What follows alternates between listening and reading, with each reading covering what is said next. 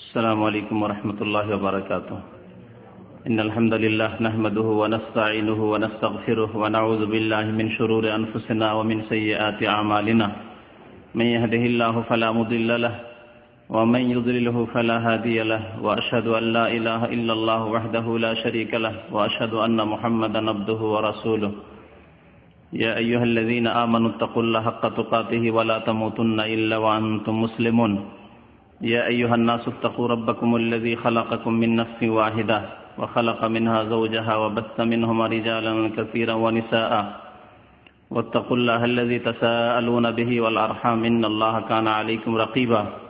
يا أيها الذين آمنوا اتقوا الله وقولوا قولا سديدا يصلح لكم أعمالكم ويغفر لكم ذنوبكم ومن يطع الله ورسوله فقد فاز فوزا عظيما. أما بعد فإن خير الحديث كتاب الله وخير الهدي هدي محمد صلى الله عليه وسلم وشر الأمور محدثاتها وكل محدثة بدعة وكل بدعة ضلالة وكل ضلالة في النار. أعوذ بالله من الشيطان الرجيم. بسم الله الرحمن الرحيم. يا أيها النبي قل لأزواجك وبناتك ونساء المؤمنين يدنين عليهن من جلابيبهن ذلك أدنى أن يعرفن فلا يؤذين وكان الله غفورا رحيما.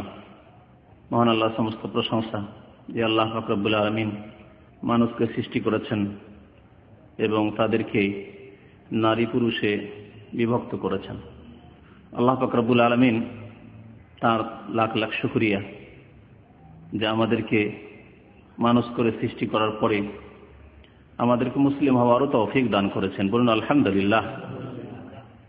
মানুষ হয়ে পৃথিবীতে আসা এমন কোনো সম্মানের কাজ নয় যদি আল্লাহর প্রতি ঈমান না থাকে, যিনি সৃষ্টিকর্তা, পরকালের প্রতি বিশ্বাস না থাকে, মুমিন মুসলিম যদি কেউ না হতে পারে, আল্লাহর নাজিলকৃত বিধান মোতাবেক যদি জীবনযাপন না করতে পারে, তাহলে মানুষ হয়ে পৃথিবীতে আসা কোনো ফজিলতের কাজ নয়, বরং তারা অন্য অন্য জীবজন্তু, হায়াওয়ান, পশু পাখি তাদের চাইতে নিকৃষ্ট, যেমন আল্লাহ পাক ইরশাদ করেছেন।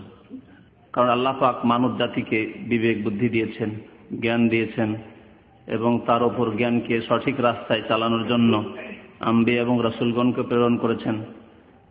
বিশেষ করে প্রিয় নবী মুহাম্মদ রাসূলুল্লাহ সাল্লাল্লাহু আলাইহি ওয়াসাল্লাম, যাকে আল্লাহ পাক রব্বুল আলামিন সারা বিশ্বের রাসূল করে প্রেরণ করেছেন, সারা বিশ্বের মানুষের জন্য রহমত স্বরূপ প্রেরণ করেছেন। আল্লাহ পাক রব্বুল আলামিন আমাদেরকে সৃষ্টি করে আমাদেরকে চলার জন্য জীবনের প্রত্যেকটি ক্ষেত্রে তার আসমানি বিধানও দান করেছেন, যাতে করে সেই বিধান মোতাবেক মানুষ জীবনযাপন করলে সম্মানের জীবনযাপন করতে পারে, ইজ্জতের সাথে, এবং মানুষ মানুষের মতো পৃথিবীতে বেঁচে থাকতে পারে।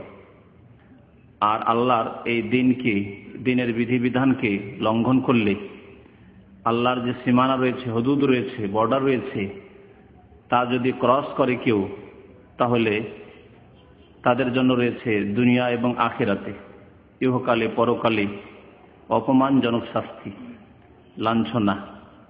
তাই আল্লাহর দিনকে মেনে চলাই হচ্ছে আমাদের জন্য বড় কামিয়াবি। যে দিন নিয়েছেন প্রিয় রাসূল মুহাম্মদ সাল্লাল্লাহু আলাইহি ওয়াসাল্লাম, তার প্রতি অশেষ সালাম এবং দরুদ বর্ষিত হোক। আল্লাহুম্মা সাল্লি আলাইহি আল্লাহুম্মা বারিক আলাইহি।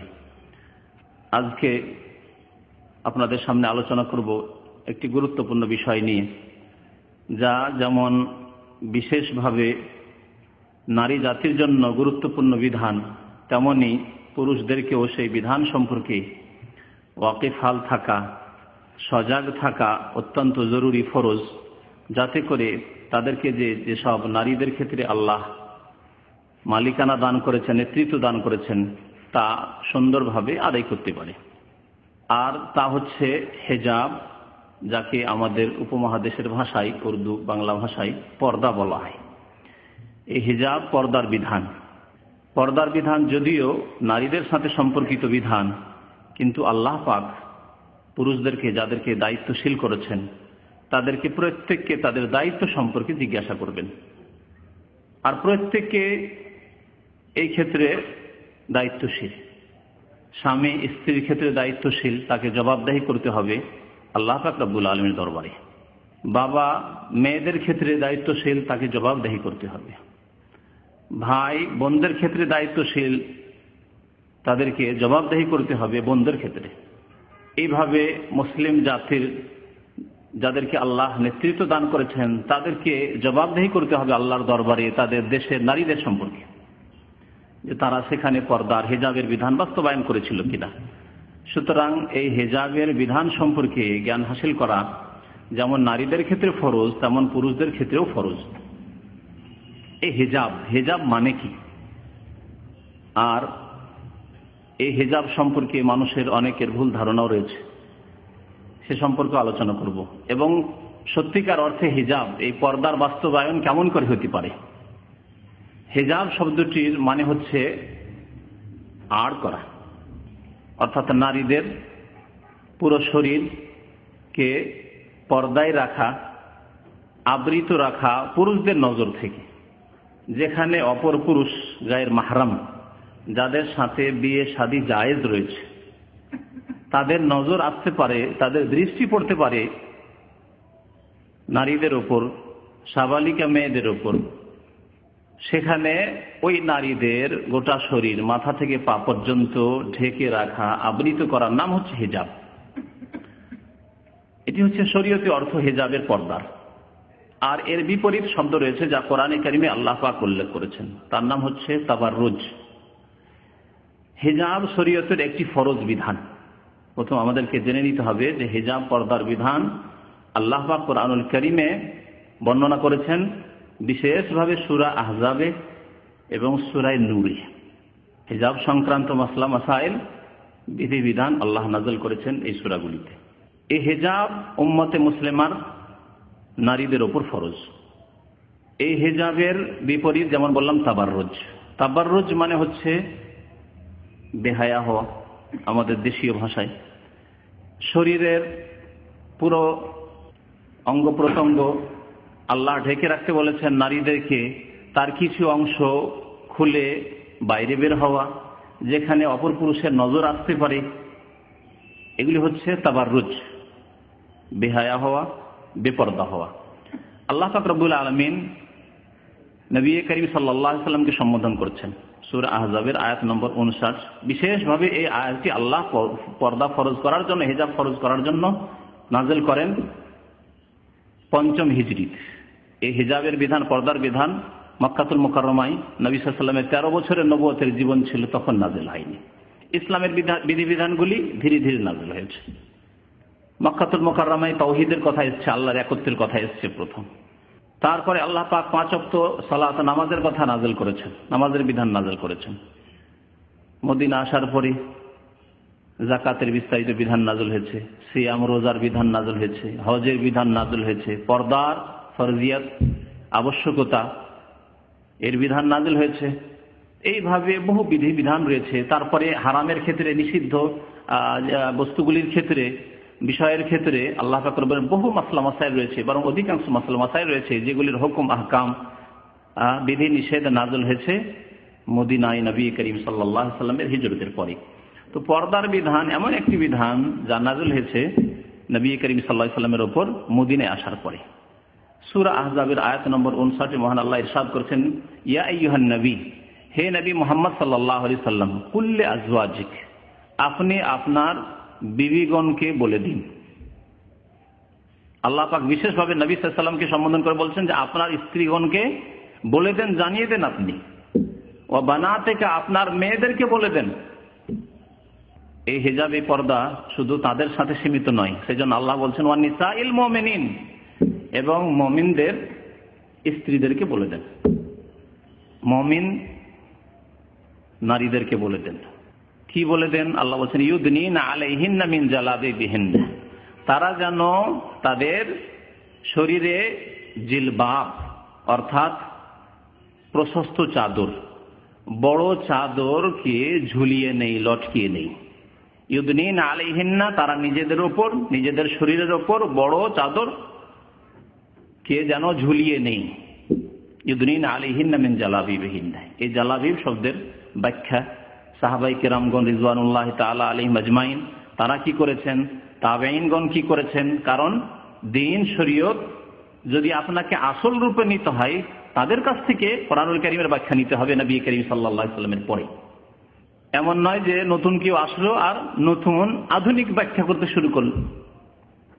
যেমন এখানে আরেকটি কথা বলি হিজাব সম্পর্কে, যে আজকাল পশ্চিমা দেশগুলিতে ইউরোপ, আমেরিকা, ফ্রান্স আর পশ্চিমা ভক্ত যেসব মুসলিম দেশ, যেসব দেশে ইসলাম দ্রোহিতা ব্যাপক আকার ধারণ করেছে অথচ নামে মুসলিম দেশ, অর্থাৎ সংখ্যাগরিষ্ঠতা মুসলিমদের রয়েছে সুতরাং মুসলিম দেশ, যেমন তুরস্ক, এইরকম বহু মুসলিম দেশ আছে যার নাম নেওয়ার প্রয়োজন নেই। সেসব দেশে হিজাব মাঝে মাঝে শোনা যায় যে স্কুল, কলেজ, ইউনিভার্সিটিতে হিজাব নিষেধ করা হয়েছে। তুরস্ক সম্পর্কে কিছুদিন আগে শুনেছেন, ফ্রান্স সম্পর্কে শুনেছেন, আরো বিভিন্ন দেশ সম্পর্কে মাঝে মাঝে পত্রপত্রিকায় হিজাব নিষেধ করা হয়েছে। কোনো মুসলিম মেয়ে হিজাব পরে গিয়েছিল, হিজাব ব্যবহার করে গিয়েছিল স্কুলে, তাকে স্কুল থেকে বের করে দেওয়া হয়েছে অথবা তাকে ধমক দেওয়া হয়েছে, খবরদার হিজাব নিয়ে আসবে না। এই যে পত্রপত্রিকায় পড়েন, এই কোন হিজাব তাদের? যেই হিজাবের ওপর ইসলামের শত্রুরা তাদের জ্বালা, বড় জ্বালা বরদাস্ত করতে পারছেন না, সেই হিজাব কোন হিজাব? সেটা কি ইসলামী হিজাব? সেটা কি আসলে শরীয়তি হিজাব? যদি শরীয়তি হিজাব হতো তাহলে তাদের যে কত জ্বালা আরো হতো। যেই হিজাব তুরস্কে নিষেধ করা হইল, ফ্রান্সে নিষেধ করা হইল, আরো পশ্চিমা দেশে মাঝে মাঝেই এই বিষগুলি তারা উদ্গার করে থাকে, এই বিষাক্ত কথাবার্তা তারা মুসলিমদের আর ইসলামের বিধিবিধান, এই ফরজ হিজাবের বিরুদ্ধে বলে থাকে, সেটি আসল শরীয়তি হিজাব নয়। সেই দেশের হিজাব আর হিজাবের সংজ্ঞা শুনুন। হিজাব মানে হচ্ছে ছোট্ট একটি রুমাল। পশ্চিমা দেশের মহিলাদের অবস্থা হচ্ছে এরকম, যারা হিজাব করে আর যেই হিজাবে বাধা দেয় স্কুল, কলেজ, ইউনিভার্সিটিতে, সেটি শরীয়তের হিজাব নয়। সেই হিজাব হচ্ছে একটি ছোট্ট রুমাল, যেটা এই যে গুত্রা আছে বা সেমাগ আছে এর চাইতে অনেক ছোট, এর অর্ধেকও হবে না, এর অর্ধেকও হবে না, এটা রুমাল। এটা এইভাবে তারা বেঁধে থাকে, এতটুকু থাকে বাস। সামনে বক্ষের দিকেও নেই, বুকের দিকেও নেই, পেছন দিকেও নেই। এই দিকে হয়তো পেছন দিকে চুল লম্বা হয়ে খোলা আছে, জি, কিন্তু এই মাথার উপরে এতটুকু বাঁধা আছে, এইটুকু চেহারার উপরে তো নেই, এতটুকু বাঁধা আছে। এইটুকুর নাম হচ্ছে হিজাব পশ্চিমা দেশগুলিতে, বা যেই দেশগুলি হচ্ছে ইসলাম দ্রোহী দেশ, পর্দাদ্রোহী দেশ, সেই হিজাবের ওপর বাধা নিষেধ জালেমদের পক্ষ থেকে, তাগুতদের পক্ষ থেকে, ইসলামের শত্রুদের পক্ষ থেকে। অথচ এটি ইসলামের হিজাবই নয়। ইসলামের হিজাব মানে শুধু মাথার উপরে কাপড় দেওয়া নয়, ছোট্ট একটু কাপড়, রুমাল। ইসলামের হিজাব আগেই বলেছি যে মাথা থেকে পা পর্যন্ত মহিলারা বাইরে বের হলে অপর পুরুষ সামনে আসার সম্ভাবনা থাকলে সেখানে পুরো শরীর ঢেকে রাখবে, এর নাম হচ্ছে হিজাব। তাহলে সেই সব দেশে এইসব হিজাব নেই স্কুল, কলেজে বা কোনো প্রতিষ্ঠানে, তারপরেও তাদের এই জ্বালা। জি, তাহলে শরীয়তি হিজাব জেনে না থাকলে যখন পত্র পত্রিকা পড়বেন যে হিজাবের উপর বাধা এসছে, তারপর ভাববেন যে ওই বোরকার উপর না, ওরা বোরকা জানে না, ওরা শুধু এইটুকু রুমালই বরদাস্ত করতে পারে না। মুসলিম নারীদের মাথার উপর একটু রুমাল, যেটুকুতে শুধু মাথাটা ঢাকবে, এইটুকু বরদাস্ত করতে পারে ইসলাম শত্রুরা। জি, তাহলে হিজাবের আজকাল মডার্ন একটি অর্থ রয়েছে যেটি হিজাব নয়, এটি থেকে সাবধান, এই অর্থ থেকে। আর শরীয়তের যে অর্থ রয়েছে বা ব্যাখ্যা রয়েছে তা মনে রাখতে হবে। আল্লাহ পাক রব্বুল বলছেন ইউদনিনা আলাইহিন্না মিন জালাবিবিহিন্না, তারা যেন কি করে, নিজের বড় চাদরকে নিজের বক্ষ দেশে ঝুলিয়ে নেয়, শরীরের উপর ঝুলিয়ে নেয়। ইউদনিনা আলাইহিন্না মিন জালাবিবিহিন্না যালিকা আদনা ইউরাফনা ফালা ইউযাইন। এই পর্দা করলে কি হবে? আল্লাহ পর্দার আদেশ করলেন, হুকুম হয়ে গেল যে পর্দা ফরজ। আল্লাহ পাক রব্বুল আলামিন এসব বিধিবিধান নাযিল করার পরে বলছেন ওমা কানা লিল মুমিনিন ওয়ালা মুমিনাতিন ইযা কাযাল্লাহু ওয়া রাসূলুহু আমরান আন ইয়াকুনা লাহুমুল খিয়ারাতু মিন আমরিহি। শুনে রাখুন ভালো করে, কোন মুমিন পুরুষ অথবা কোন মুমিন নারী এই ইখতিয়ার রাখে না, এই স্বাধীনতা রাখে না। এই স্বাধীনতা আল্লাহর পক্ষ থেকে দেওয়া হয়নি যে আন ইয়াকুনা লাহুমুল খিয়ারাতু মিন আমরিহি, দিনের বিধিবিধান পালনের ক্ষেত্রে তারা স্বাধীনভাবে ইচ্ছা হইলে করলাম, না হয় করলাম না, যখন হইল করলাম, যখন হইল করলাম না। সে পর্দার ক্ষেত্রে হোক, আর নামাজের ক্ষেত্রে হোক, আর রোজার ক্ষেত্রে হোক, আর অন্য কোনো বিধানের ক্ষেত্রে হোক, যখন হইল মানলাম আর যখন হইল মানলাম না। না, ওমা কানা লিল মুমিনিন ওয়ালা মুমিনা, না কোনো পুরুষ মুমিন আর না কোনো নারী মুমিন তাদের ইখতিয়ার রয়েছে যে যখন ইচ্ছা হবে মানব, করব, আর যখন ইচ্ছা হবে করলাম না, পারলাম না, না, চলবে না। যারা আল্লাহ এবং রাসূলের নাফরমানি করবে, বিরুদ্ধাচরণ করবে, আল্লাহর বিধান নাযিল হয়ে যাওয়ার পরেও, ফাকাদ দাল্লা দালালাম মুবিনা, তারা সুস্পষ্ট পথভ্রষ্টতায় গোমরাহিতে রয়েছে। আর ওয়াকুল্লু দালালাতিন ফিন্নার, পথভ্রষ্টতা গোমরাহির পরিণাম হচ্ছে এই রাস্তা কোথায় নিয়ে যাবে, যেহেতু রাস্তা আল্লাহ হারিয়ে ফেলেছেন, আল্লাহর দেওয়া সিরাত মুস্তাকিম, সুতরাং জাহান্নামে নিয়ে যাবে। পর্দার বিধান আল্লাহ যখন নাযিল করলেন তা মুসলিম নারীদের উপর ফরজ। এতে উপকার কি, ফায়দা কি? আল্লাহ বলছেন যালিকা আদনা ইউরাফু, এতে হবে কি যে মুসলিম নারীদেরকে চেনা যাবে যে এরা সত্যি মুসলিম নারী, পর্দানশীল নারী, এরা দিনদার ধার্মিক আল্লাহওয়ালী নারী, এরা আল্লাহকে ভয় করে। সেই জন্য গরম লাগলেও, কষ্ট হলেও দুনিয়ার কষ্ট তাদের কাছে অত্যন্ত হালকা। এক শেখ কুয়েত থেকে কয়েক বছর আগে গিয়েছিলেন ভারত উপমহাদেশে সফর করার জন্য, ভারত, বাংলাদেশ, পাকিস্তান, বিভিন্ন দেশে। তার ফ্যামিলি, পরিবার নিয়ে। বোরকা তো রয়েছে শরীরে, হাতে মোজা রয়েছে, পায়ে মোজা রয়েছে। প্রোগ্রাম ছিল কোনো এক ইউনিভার্সিটিতে, খুব শিক্ষিতা মহিলাদের মধ্যে, মহিলা ছাত্রীদের মধ্যে বক্তব্য করলেন উনি। তো ছাত্রীরা জিজ্ঞেস করছে যে আপনাকে গরম লাগে না? এই যে আপনি গোটা শরীর তো ঢেকে আছেন, কাপড়ের উপর কাপড়, কাপড়ের উপর কাপড়, তারপর আবার বোরকাই কালো কাপড়, আর হাতে মোজা, পায়ে মোজা, সে বৈশাখ জ্যৈষ্ঠ মাসের দিন, গ্রীষ্মকাল, গরম লাগে না? জবাব দিয়েছেন কোরআনুল কারীমের আয়াত দিয়ে, সূরা তাওবা, আল্লাহ পাকের ইরশাদ, কুল নারু জাহান্নামা আশাদ্দু হাররা। দুনিয়ার গরম নিয়ে পেরেশান রয়েছে, তাদেরকে বলে দাও, আল্লাহ বলছেন নবীকে, তাদেরকে জানিয়ে দাও জাহান্নামের আগুনের তাপ, গরম এর চাইতে অনেক বেশি প্রখর। সুবহানাল্লাহ। তো আল্লাহ পাক বলছেন যে এতে পর্দা করলে চেনা যাবে যে এগুলি মুসলিম মহিলা, পর্দানশীল আল্লাহওয়ালী মহিলা। চিনলে কি হবে? ফালা ইউজাইন, দুষ্ট প্রকৃতির মানুষ, বদমাইশ মানুষ, লম্পটেরা কষ্ট দেওয়ার সাহস করবে না।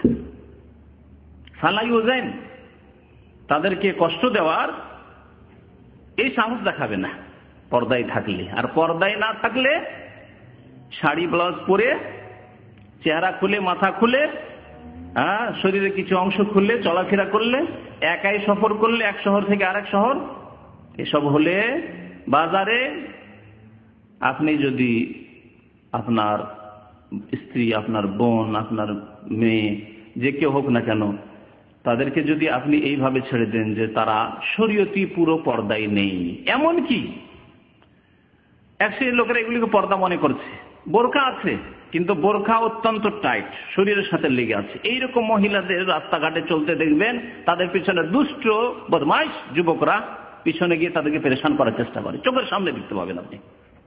কিন্তু ঢিলা ঢালা শরীয়তি পর্দা, পরে বলবো শরীয়তি পর্দার শর্তাবলী কি, শেষখানে বলবো ইনশাআল্লাহ তাআলা। যদি যে কোনো ইবাদত বন্দেগী করতে হয়, পর্দা হচ্ছে ইবাদত, হিজাব হচ্ছে ইবাদত। যেমন নামাজের জন্য শর্ত রয়েছে, আপনাকে সেসব শর্ত কন্ডিশন পুরা করে ইবাদত করতে হবে। নামাজের একটি শর্ত হচ্ছে তাহারাত, উযু, গোসল ফরজ থাকলে গোসল করা, শরীর পাক থাকা, কাপড় পাক থাকা, নামাজের স্থান পাক থাকা, কিবলামুখী হওয়া, ঠিক কিনা? এগুলি করবেন না, এমনি নামাজ শুরু করে দেবেন, তাহলে সবগুলি শর্ত পুরা করে আপনাকে নামাজ পড়তে হবে। ঠিক তেমনি হিজাব যখন ইবাদত, হেজাবের যেসব শর্তাবলী রয়েছে সেগুলি পুরা করে আপনাকে হেজাব পালন করতে হবে। ফালা ইউজাইন, তাহলে কেউ কষ্ট দেবে না, সাহস করবে না। আর বেহায়া পর্দা মেয়েদেরকে কষ্ট দিতে সাহস করে, ওদের সাহস আছে যে এদেরকে যা কিছু বলেননি হেসে কাটিয়ে দিবে বা মেনে নেবে বা মনের আশা পূর্ণ হবে শয়তানদের, এরকম তাদের ধারণা। ফায়াতমা আল্লাযী ফী কলবিহি মারাদ, আল্লাহ বলছেন যাদের অন্তরে ব্যাধি আছে, জি, পাপের কামনা বাসনার ব্যাধি আছে, তারা লোভ লালসা করবে, তারা ভাববে যে মনের স্বার্থ হাসিল হতে পারে, খবরদার। সেজন্য পর্দা করে, যালিকা আদনা ইউরাফনা ফালা ইউজাইন ওয়া কানা আল্লাহু গফুরার রহিমা। আর অতীতে যা হয়েছে যখন জানতে না, আল্লাহ মাফ করে দিবেন, আল্লাহ মার্জনাকারী এবং আল্লাহ দয়াবান। সুতরাং যদি ভুল ভ্রান্তি হয়ে থাকে এখনো সতর্ক, সাবধান হয়ে যাও। বিশেষ করে জাহিলিয়াতের জামানায় যা হয়েছে, আল্লাহ পাক রব্বুল আলামিন গফুর আর রহিমা বলে ঘোষণা করছেন যে অতীতে যা হয়েছে শিরকের জামানায়, কুফরির জামানায়, জাহিলিয়াতের যুগে, অজ্ঞতার যুগে, তা আমি মাফ করে দিলাম, গফুর আর রহিম। তাহলে এই আয়াত দ্বারা আমরা পর্দার হুকুম জানতে পারলাম, পর্দার উপকারিতা, হিকমতও জানতে পারলাম। এখন এই আয়াতে আল্লাহ বলেছেন ইউদনিনা আলাইহিন্না মিন জালাবিবিন, জালাবিব জিলবাবের বহু বচন, জিলবাবকে তারা যেন ঝুলিয়ে নেই। এই জিলবাব কি? আব্দুল্লাহ বিন মাসউদ রাদিয়াল্লাহু তাআলা আনহু প্রখ্যাত সাহাবী, আর তার কয়েকজন ছাত্র, তার ছাত্র অর্থাৎ তাবেঈন, হাসান বসরি প্রখ্যাত তাবেঈ, আর এছাড়াও বহু তাবেঈনরা রয়েছেন। আব্দুল্লাহ বিন আব্বাস রাদিয়াল্লাহু তাআলা আনহুমা তারা বলেছেন আল জিলবাব হুয়া রিদা ফাওকাল খিমার, তা হচ্ছে বড় চাদর যা ওড়নার ওপর ব্যবহার করা হয়। তাহলে ওড়না দিয়ে আর এই রুমাল দিয়ে পর্দা হবে না। হ্যাঁ, ওড়না ধরে নিতে পারেন যে এই রুমাল, এটা ওড়না। বলছে ফাওকাল খিমার, ওড়নার ওপরে বড় চাদর হইতে হবে যাতে গোটা শরীর ঢেকে নেই। আজকাল মানুষের কাছে পয়সা হয়েছে, উন্নতি করেছে, সেজন্য এই বোরকা বা আবায় হয়েছে। কিন্তু এমনও যুগ ছিল বা এমন হয়তো কোনো দেশে আছে, দারিদ্রতা আছে, অভাব আছে, তো সেখানে হয়তো আপনার এই বোরকার সিস্টেমে নেই, কিন্তু বড় চাদর আমরা দেখেছি যখন ছোটকালে ছিলাম, তখন গ্রামে গঞ্জে বড় বড় চাদর, এই চাদর দিয়ে এমন ঢিলা ঢালা করে নিয়ে আছে যে বোঝাই যায় না যে এই মহিলা পাতলা মহিলা, মোটা মহিলা, কিরকম তার গঠন, কিছুই বোঝা যায় না। তাতেও পর্দা হইতে পারে। পর্দা কিসে হতে পারে তা শোনার জন্য আরো শোনেন ওয়াকালা ইবনে আব্বাস, আব্দুল্লাহ বিন আব্বাস রাদিয়াল্লাহু তাআলা আনহুমা এই আয়াতের তাফসীর বলছেন, সাহাবী এবং অদ্বিতীয় মুফাসসির সাহাবায়ে কেরামদের মধ্যে। তিনি বলছেন আমার আল্লাহু নিসা আল মুমিনিন, আল্লাহ পাক রব্বুল আলামিন মুমিনদের মহিলাদেরকে, নারীদেরকে আদেশ করেছেন ইযা খারাজনা মিন বুয়ুতিহিন্না, যখন তারা নিজের বাড়ি থেকে বেরোবে। তাহলে বাড়ির মধ্যে অসুবিধা নেই। অসুবিধা নেই কখন? যখন আপনি আপনার স্বামীর সামনে আছেন অথবা বাবার সামনে আছেন, আপন ভাইয়ের সামনে আছেন। কিন্তু আমাদের দেশের বাড়ি, যদি আমি শুধু বলি বাড়ির মধ্যে অসুবিধা নেই, আমাদের দেশের জন্য প্রযোজ্য নয় এই কথাটি, ঠিক না? কারণ আমাদের দেশে 5 ভাই 7 ভাই একই উঠানে, এখানে এক রুমে এক ভাই, আরেক ভাই আরেক ভাই, একে অপরের বউর সাথে একবার একাকার, একসাথে খাওয়া দাওয়া। তাহলে এখানে বাড়ির মধ্যেও আপনাকে পর্দা করতে হবে, আপনার স্ত্রীকে পর্দা করতে বলতে হবে। জি, তো বলছেন আব্দুল্লাহ বিন আব্বাস রাদিয়াল্লাহু তাআলা যখন ইযা খারাজনা মিন বুয়ুতিহিন্না, নিজের বাড়ি থেকে, স্বামীর বাড়ি থেকে অথবা বাবার বাড়ি থেকে, আপন ভাইয়ের বাড়ি থেকে যখন বেরোবে, আইয়ুগাতিনা ওজুহাহুন্না, তখন তারা মুখমণ্ডলকে আবৃত করবে, ঢেকে নেবে। কেমন করে মুখমণ্ডল আবৃত করবে তাও শোনেন। বলছেন মিন ফাওকি রুউসিহিন্না, মাথার ওপর থেকে কাপড় ঝুলিয়ে, ইউদনিনা আলাইহিন্না মিন জালাবিবিহিন্না, তারা ঝুলিয়ে নেবে, লটকিয়ে নেবে তাদের উপর এই বড় চাদর। মাথার উপর থেকে এমন ভাবে ঝুলাতে হবে যে যাতে মুখমণ্ডল ঢেকে যায়, বিল জালাবিব, বড় চাদর দিয়ে। ওয়ায়ুবদিনা আইনান ওয়াহিদা, প্রশ্ন হচ্ছে দেখবে কি করে? বড় চাদর যদি মাথার উপর থেকে ঝুলিয়ে নেয় মুখের উপরে, তাহলে দেখবে কিভাবে? তাই বলছেন আব্দুল্লাহ বিন আব্বাস রাদিয়াল্লাহু তাআলা আনহুমা যে ওয়ায়ুবদিনা, তারা একটি চক্ষু জাহির করে রাখবে, প্রকাশ করে রাখবে, একটি চক্ষু খোলা থাকবে দেখার জন্য। সাহাবায়ে কেরামের এই তাফসীর। আর এই আয়াত যখন নাযিল হলো, সাহাবিয়াতগণ অর্থাৎ সাহাবায়ে কেরামগণের স্ত্রীরা, বোনেরা, মায়েরা, খালারা, তারা এইভাবেই পর্দা করেছিলেন। এই হচ্ছে ইসলামিক পর্দা, ইসলামিক হিজাব। তখনকার যুগে এত পাতলা কাপড় ছিল না যে নেকাবের জন্য যে পাতলা কাপড় রয়েছে একটা দুটো দিয়ে রাখছে আজকালকার মহিলারা, তখন এই ছিল না, মোটা মোটা কাপড়। সেই জন্য একটি চোখ খোলা রাখার প্রয়োজন ছিল। আজকাল একটি চোখ খোলারও প্রয়োজন নেই, সামনে কাপড় দিয়ে রাখলে একটি দিয়ে অনেক সময় পর্দা হবে না। কাছাকাছি চলে গেলে আজকাল এত পাতলা কাপড়ের নেকাব হয়েছে যে একটা দিয়ে হবে না, দুটো, অনেক সময় 3টার প্রয়োজন হতে পারে কাছেই অপর পুরুষ থাকলে। তাহলে যেইভাবে শরীর আবৃত হইতে পারে সেইভাবে পর্দা করতে হবে। এই হচ্ছে আব্দুল্লাহ বিন আব্বাস রাদিয়াল্লাহু তাআলা আনহুর মত এই আয়াতের তাফসীর সম্পর্কে। এই যে পর্দা, পর্দা ইসলামের এমন একটি বিধান, যেই বিধানের প্রথম শত্রু ইবলিস শয়তান। প্রথম শত্রু ইবলিস শয়তান। ইবলিস শয়তান আমাদের পিতা আদম আলাইহিস সালাতু ওয়াসসালাম, মাতা হাওয়া আলাইহিস সালামের সাথে কি করেছিল আচরণ, আল্লাহ পাক কোরআনুল কারীমে সূরা আরাফে উল্লেখ করেছেন। আল্লাহ পাক ইরশাদ করেছেন, ইয়া বানি আদমা, হে আদম সন্তান, কাদ আনজালনা আলাইকুম লিবাসান ইউআরি সাওআতিকুম, আমি তোমাদের জন্য লিবাস নাযিল করেছি, পোশাক নাযিল করেছি। তা দিয়ে তোমরা কি করবে? ইউআরি সাওআতিকুম, লেবাসের উদ্দেশ্য কি? লেবাসের উদ্দেশ্য, পোশাকের উদ্দেশ্য সাজসজ্জিত হওয়া নয়, অলংকার নয়। যে অনেকে মনে করে যে ভালো ভালো লেবাস পরবো যাতে ভালোভাবে সাজতে পারি, না। উদ্দেশ্য হচ্ছে আল্লাহ বলছেন ইউআরি সাওআতিকুম, তোমাদের লজ্জা স্থান, তোমাদের আওরত লজ্জা স্থানকে, ঢাকার স্থানগুলিকে ঢাকতে পারো, আবৃত করতে পারো। তাহলে আল্লাহ পাক আদম আলাইহিস সালাম এবং হাওয়া আলাইহিস সালামকে সৃষ্টি করে আনজালনা আলাইকুম লিবাসান, লেবাস নাযিল করেছেন। মনে রাখবেন, তাহলে কখনো প্রথম মানুষ উলঙ্গ থাকেননি। অনেকে এই ইতিহাসের বইগুলি পড়ে মনে করে যে আগের যুগের মানুষ এমন ছিল যারা বনে জঙ্গলে উলঙ্গ বাস করত। আল্লাহ পাক প্রথম মানুষ যাকে নবীও করেছেন, মুমিনও ছিলেন, তিনি আদম আলাইহিস সালাম, আমাদের পিতা, এবং আমাদের মাতা হাওয়া আলাইহিস সালাম। আল্লাহ বলছেন আনকাদ আনজালনা আলাইকুম লিবাসান, আমি নাজিল করেছি লেবাস।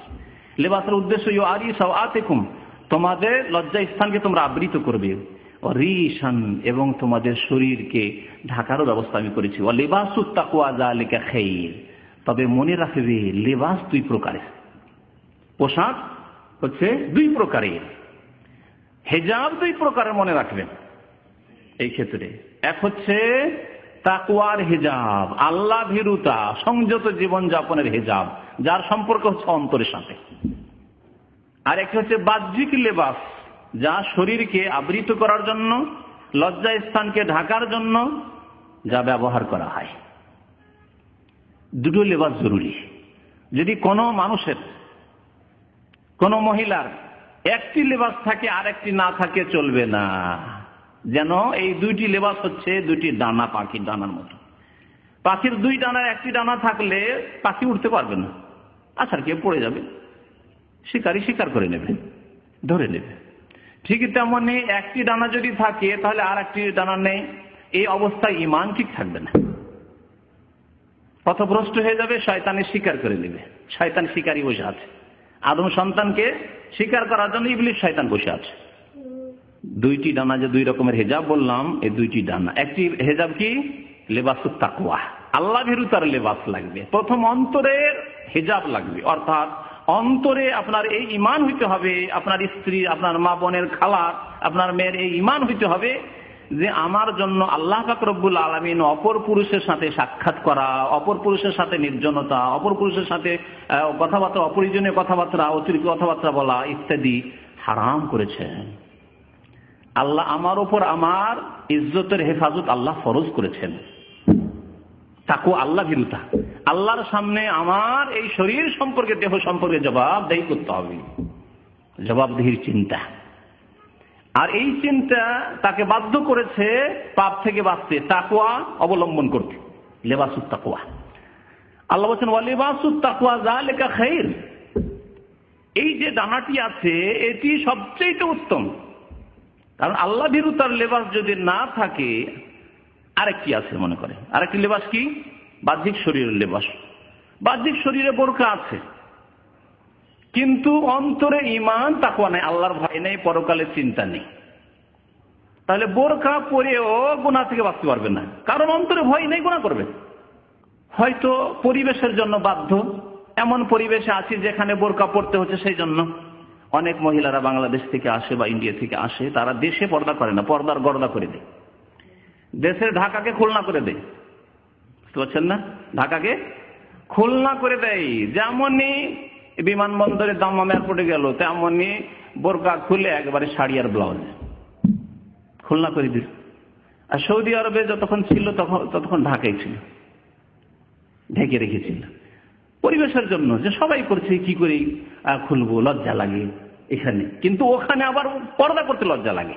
কি অবস্থা দেখছেন? একই মহিলা তাকে সৌদি আরবে যখন থাকে তখন এখানে পর্দা না করলে লজ্জা লাগে, শাড়ি পরতে লজ্জা লাগে, শুধু শাড়ি পরে বাইরে বেরোতে, বা সালোয়ার কামিজ পরে বাইরে বেরোতে লজ্জা লাগে। আর সে যেমনই চলে যায় দেশে, তখন সেখানে নাকি তাকে বোরকা পরতে, নিকাব লাগাতে লজ্জা লাগে। আল্লাহু আকবার। এ হচ্ছে ঈমান, দুই মুখা ঈমান। এইরকম অবস্থার নাম কি? নেফাক, কপটতা নয়, মুনাফিকি নয়। জি, দুই রকম পলিসি, মুনাফিকি পলিসি। ঈমান নেই, এজন্য লেবাসুত তাকওয়া, প্রথম তাকওয়ার লেবাস লাগবে অন্তরে। তাকওয়ার লেবাস থাকে, তাহলে সারা পৃথিবী যেখানে যান না কেন আপনি, আপনার স্ত্রী, আপনার বোন, যেখানেই যাক না কেন, সেখানেই পর্দা করবে। কারণ পর্দা ইবাদত, এবং এই ইবাদত আমার যেমন নামাজ আমাকে কায়েম করতেই হবে যে কোনো অবস্থায়, তেমনি লেবাস, এই হিজাব, পর্দা আমাকে প্রতিষ্ঠা করতেই হবে যে কোনো অবস্থায়, যে কোনো সময়। তো আল্লাহ পাক রব্বুল আলামিন বলছেন লিবাসুত তাকওয়া যালিকা খায়র, এটি একটি দানা। আর একটি দানা হচ্ছে বাহ্যিক লেবাস, দুটোই থাকতে হবে। যদি অন্তরে তাকওয়া আছে, অনেক মহিলারা বলে শুধু পর্দা করলে হয় নাকি, তাদের কথা বলছি, তাদের আরেকটি দানা আছে বলছে, তারা দাবি করছে, থাক আর নাই থাক, শুধু লেবাস বোরখা পরলে হয়। অনেক মহিলা বোরখা পরে খারাপ কাজ করছে, কিন্তু এ কথা দেখে না, অনেক মহিলা যদি বোরখা পরে খারাপ কাজ করে তো অধিকাংশ মহিলা বোরখা না পরে খারাপ কাজ করছে, করে না?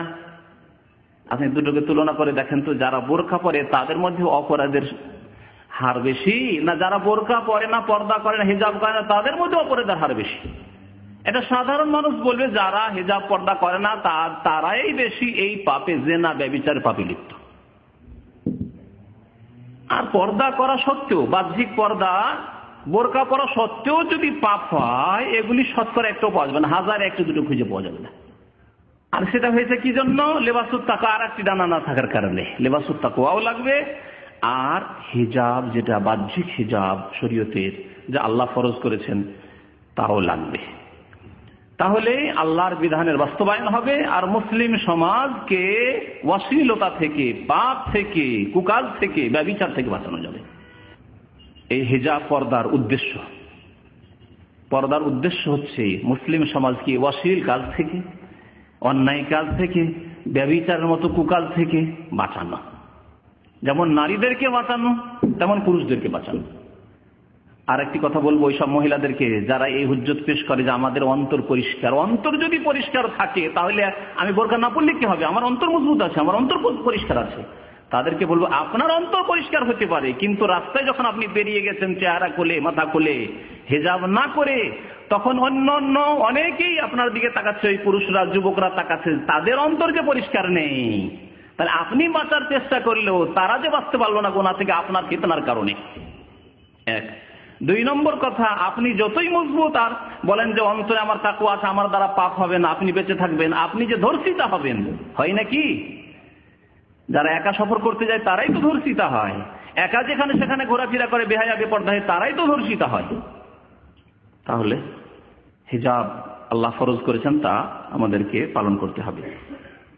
আল্লাহ পাক রব্বুল আলামিন আরো বলেছেন সূরা আরাফের আয়াত নম্বর 26 আর 27, তাতে আরেকটি কথাও রয়েছে, তাতে আছে যে ইয়া বানি আদম, হে আদম সন্তান, তোমাদেরকে যাতে শয়তান গুমরাহ না করে। শয়তান গুমরাহ না করে কি ক্ষেত্রে? ইয়ানজু আনহুমা লা ইয়াফতানান্নাকুমুশ শায়তানু কামা আখরাজা আবাওয়াইকুম মিনাল জান্নাহ। কত সুন্দর কথা আল্লাহ বলেছেন। ইবলিস শয়তান সবচেয়ে বড় শত্রু এই পর্দার, এবং ইবলিস শয়তানের চেলা রয়েছে জিন শয়তানের মধ্যে আর মানুষ শয়তানের মধ্যে। মানুষ শয়তানরা পত্র পত্রিকা প্রচার মাধ্যমে হিজাব পর্দার বিরুদ্ধে তারা বলতে আছে, লিখতে আছে।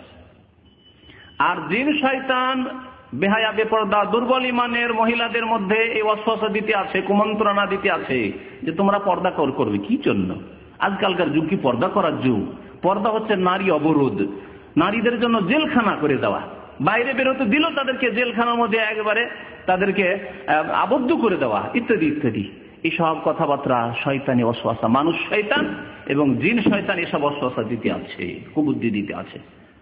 আল্লাহ পাক রব্বুল আলামিন তাই আশ্রয় কামনা করতে বলেছেন, মিন শাররিল ওয়াসওয়াসিল খান্নাস আল্লাযী ইউওয়াসওয়িসু ফি সুদুরিন নাস মিনাল জিন্নাতি ওয়ান নাস। তাহলে জিন শয়তান এবং মানুষ শয়তান এই পর্দার আল্লাহর যে বিধান, ফরজ বিধান, তার বিরুদ্ধে লেগে আছে।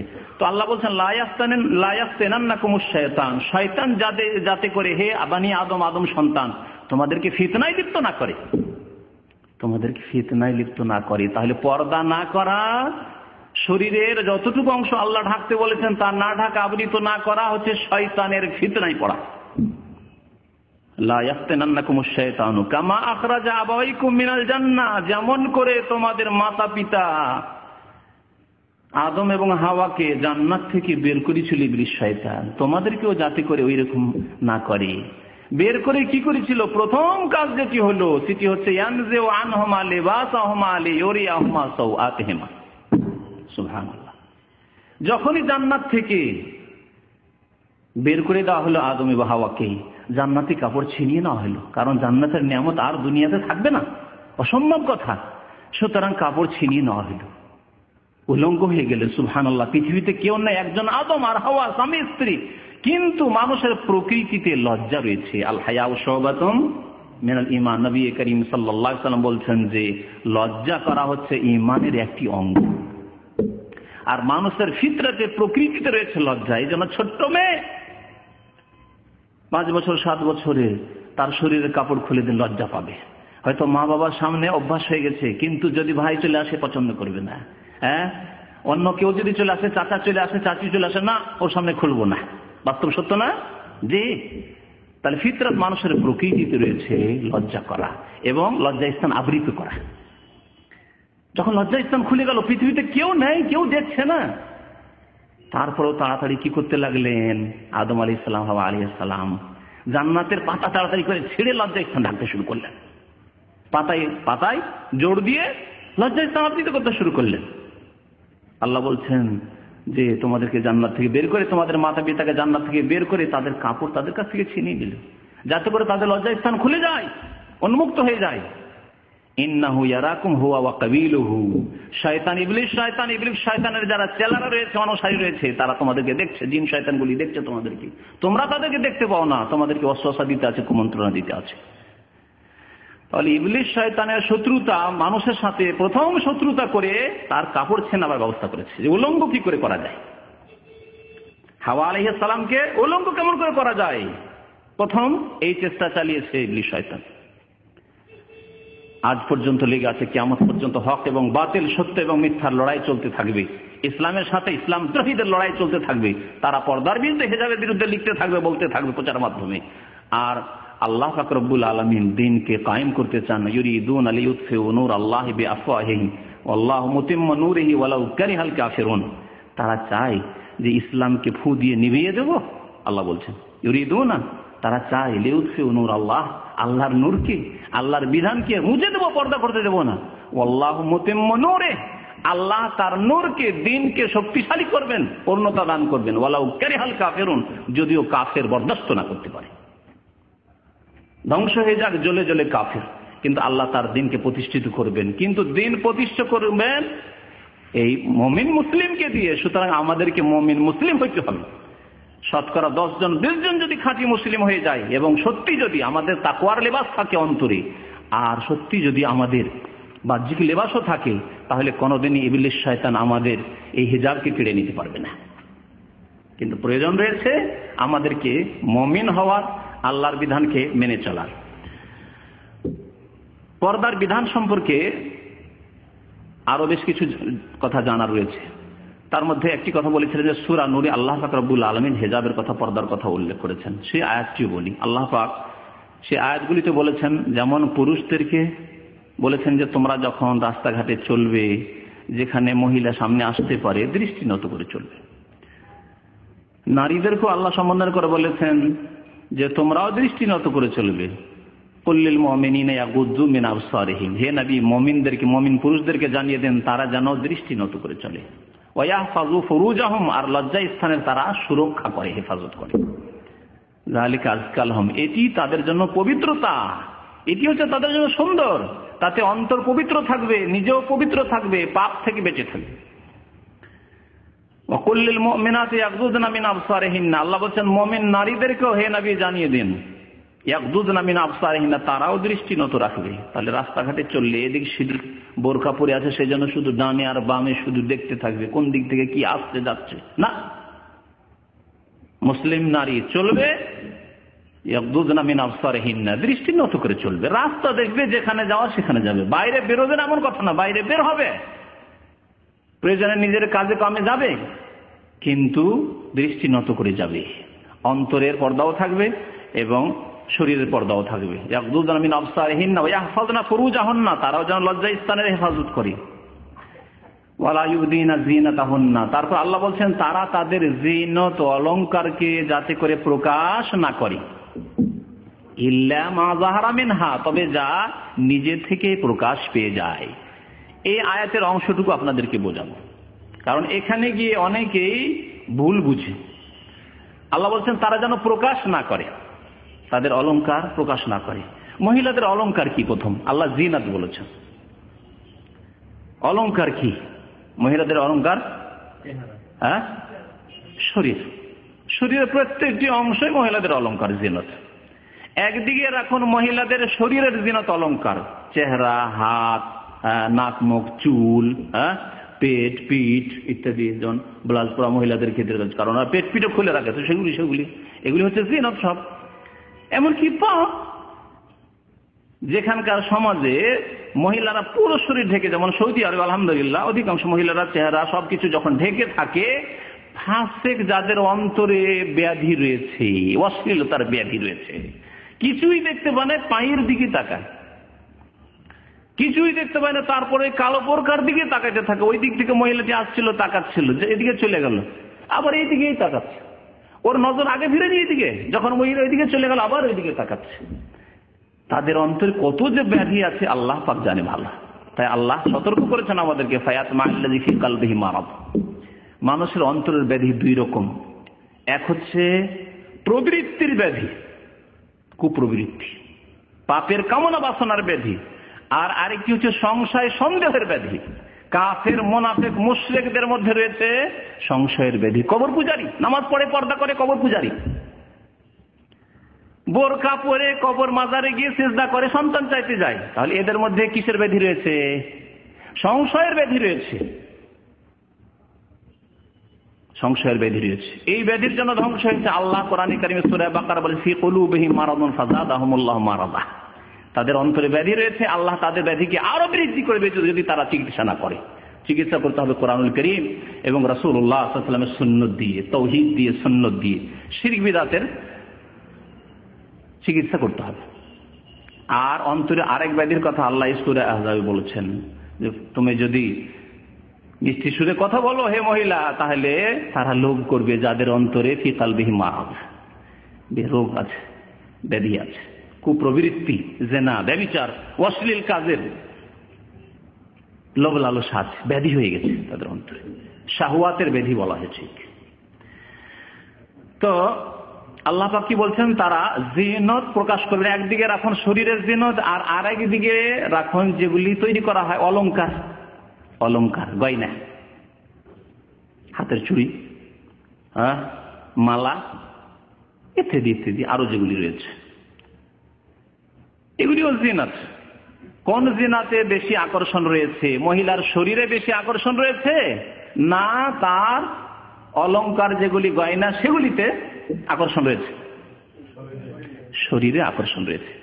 তাহলে শুধু গয়নাগুলিকে ঢেকে রাখবে এই আদেশ আল্লাহ করেননি। তাহলে মহিলাদেরকে বলা হয়েছে যে তোমরা তোমাদের জিনত, গোটা শরীর যেহেতু মাথা থেকে পা পর্যন্ত জিনত, অলংকার সবকিছুতেই আকর্ষণ রয়েছে, সুতরাং তোমরা তা প্রকাশ করবে না। ওয়ালা ইয়াবদিনা জিনাতাহুন্না ইল্লা মা যাহারা মিনহা, তবে নিজে থেকে যা প্রকাশ পেয়ে যায়, যাহারা মানে নিজে থেকেই প্রকাশ পেয়ে যায়, জাহির করবে না, কিন্তু যা নিজে থেকে প্রকাশ পেয়ে যায়। নিজে থেকে কি প্রকাশ পায়, এখানে গিয়ে এক শ্রেণীর আলেমরাও ভুল করেছে। সঠিক কথাটি বলে দিই, সঠিক কথা হচ্ছে যে নিজে থেকে যা প্রকাশ পায় তা হচ্ছে ওপরের কাপড়, ওপরে যে কাপড় থাকবে সেই কাপড় প্রকাশ পাবে। ও কাপড় দেখে চিনবে যে এই মহিলাই যাচ্ছে। ওপরে যে ঢিলা ঢালা বোরকা, শরীয়তি লেবাস, শরীয়তি হেজাব, সেটি প্রকাশ পাবে। এই এক। দ্বিতীয় হচ্ছে অনিচ্ছাকৃত কিছু প্রকাশ হয়ে যাওয়া।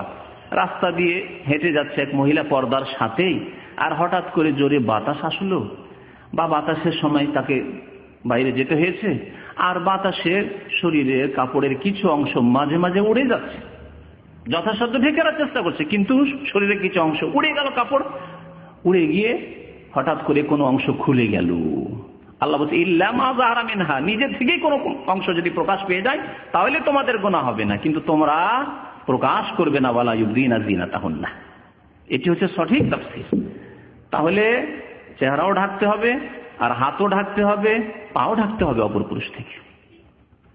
হেজাবে এগুলি শামিল রয়েছে। পক্ষান্তরে এক শ্রেণীর আলেমরা এই ক্ষেত্রে শিথিলতা অবলম্বন করেছে, আর তারা বলেছে যে ইল্লা মা যাহারা মিনহা, যা নিজে থেকে জাহির হয়ে যায়, মানে হাত, পা আর মুখমণ্ডল।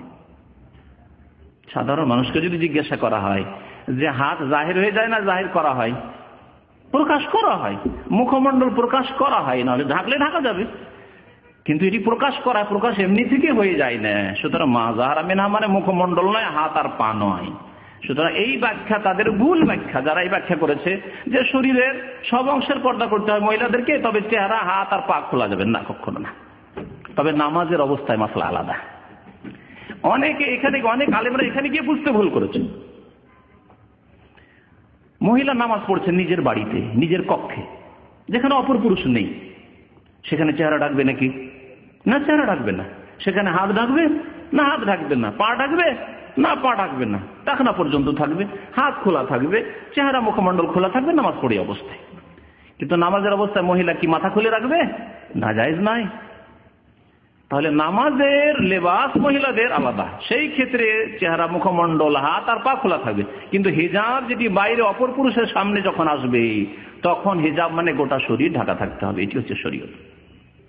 হিজাবের পর্দার বাস্তবায়ন করতে হলে বেশ কিছু কাজ করতে হবে। তার মধ্যে একটি কাজ হচ্ছে আল্লাহর ভয়। আল্লাহর ভয় যদি না থাকে, আর বাহ্যিক শুধু যদি হিজাব মানে ঢিলা কাপড়, বোরকা যদি ওপর থেকে পরে থাকে, এতে পর্দার বাস্তবায়ন হবে না, হিজাবের বাস্তবায়ন হবে না। যা আগে যথেষ্ট এই সম্পর্কে বলা হয়ে গেছে। আবু যার রাদিয়াল্লাহু তাআলা আনহু হাদিস বর্ণনা করেছেন যে রাসূলুল্লাহ সাল্লাল্লাহু আলাইহি ওয়াসাল্লাম ইরশাদ করেছেন, ইত্তাকিল্লাহ হাইসুমা কুনতা। নবী করিম সাল্লাল্লাহু আলাইহি ওয়াসাল্লাম আবু যারকে বলছেন যে হে আবু যার, ইত্তাকিল্লাহ, আল্লাহকে ভয় করে চলবে, হাইসুমা কুনতা, যেখানেই তুমি থাকো না কেন, তুমি যেখানেই থাকো না কেন। তাহলে বোঝা গেল যে হিজাব আল্লাহর ভয় আপনি করবেন। লিবাসুত তাকওয়া বলা হয়েছে। লজ্জা স্থান আবৃত করা, মহিলাদের গোটা শরীর আবৃত করা হচ্ছে লিবাসুত তাকওয়া, আল্লাহ বিরুতার লেবাস, পোশাক। সুতরাং যেখানেই থাকুন না কেন আপনি আল্লাহকে ভয় করবেন। আপনি আপনার স্বামীর বাড়িতে থাকলেও ওইভাবে পর্দা করবেন যেমন আপনি পর্দা করবেন আপনার বাবার বাড়িতে। আপনার স্বামী দেশে থাকলেও, সামনে থাকলেও যেভাবে আপনি পর্দা করেন, সেই বাবার স্বামী বিদেশে 2 বছর 3 বছর জন্য বিদেশে চলে গেছে, কোনো খোঁজ খবর পায় না, আপনি এই চিন্তা করবেন না আমার স্বামী তো জানতে পারেন না, আর শাড়ি পরেই বাইরে বেরিয়ে যান না, খবরদারি কাজ করবেন না। ইত্তাকিল্লাহ, আল্লাহকে ভয় করে যেখানেই থাকুন না কেন আপনি। আপনার গ্রামে ভাবছেন যে গ্রামে তো অনেকে বোরকা পরে, তো গ্রামে বোরকা পরবো, বা শহরে দেখি তো বোরকা অনেকে পরবো। কিন্তু ইউনিভার্সিটিতে গেলে আবার অনেকে মরিয়া হয়ে লেগেছে। মহিলারা আমাদের দেশের পড়াশোনাতে মরিয়া হয়ে লেগেছে। বিয়ে শাদীর পরে, গত সপ্তাহে একজন লোক এসছে, বিয়ে শাদী করেছে, স্ত্রী কিছু ত্রুটির কথা উল্লেখ করছে, কিন্তু তারপরেও সে তার স্ত্রীকে মাস্টার ডিগ্রি করাবে, এই তার সিদ্ধান্ত, MA পাস করাবে। এখন বিয়েতে আছে, তাতেই তার সাথে সমস্যা হচ্ছে পর্দা নিয়ে, আর তাকে MA পাস করাবে। আবার কোথায় পড়া? মহিলা কলেজ না, মহিলা কলেজ না, ওখানে ছেলে মেয়ে একসাথে পড়াশোনা করে।